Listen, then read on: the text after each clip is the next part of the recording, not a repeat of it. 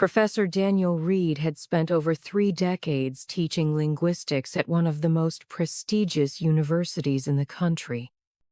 His lectures were legendary, filled with wit, wisdom, and an unshakable passion for language. But as his retirement neared, he wanted his final lesson to be something his students would never forget. As the final semester approached its end, students speculated about what he had planned. Some believed he would analyze the evolution of modern slang, while others thought he might discuss the future of language in a digital age. But when they arrived at his last class, they found nothing on the board, just a single word written in elegant script: communication. Professor Reed walked in, greeted his students with a warm smile, and began. "Language is more than just words," he said. "It is connection. It is power. It is survival." He paused, looking around the room. "But how do we truly master it?"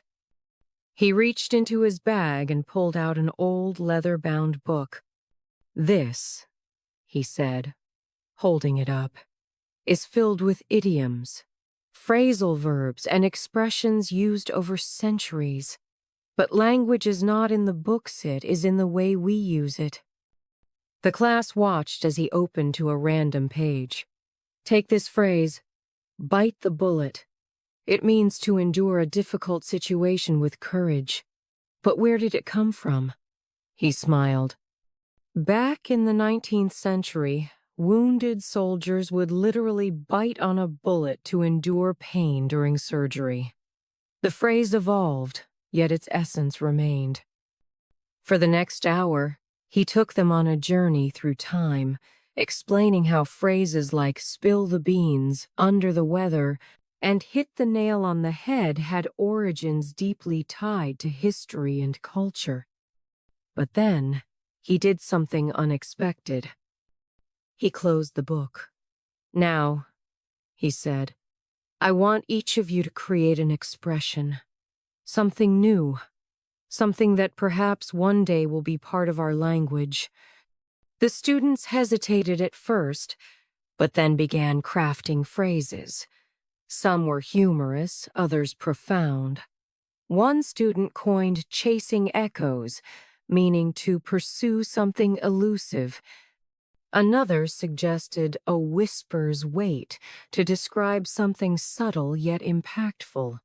The room buzzed with creativity.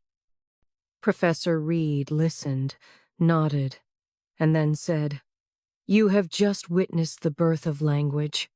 This is how it has always evolved through us, through creativity, through necessity."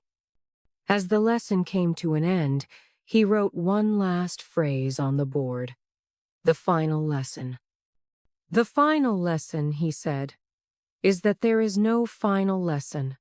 Language will continue to change, and so will we. Keep learning, keep speaking, and most importantly, keep listening." As the students rose to applaud, they knew they had just experienced something rare, a moment that would stay with them forever. And as Professor Reed left the classroom for the last time, he knew his words would live on in the echoes of future conversations.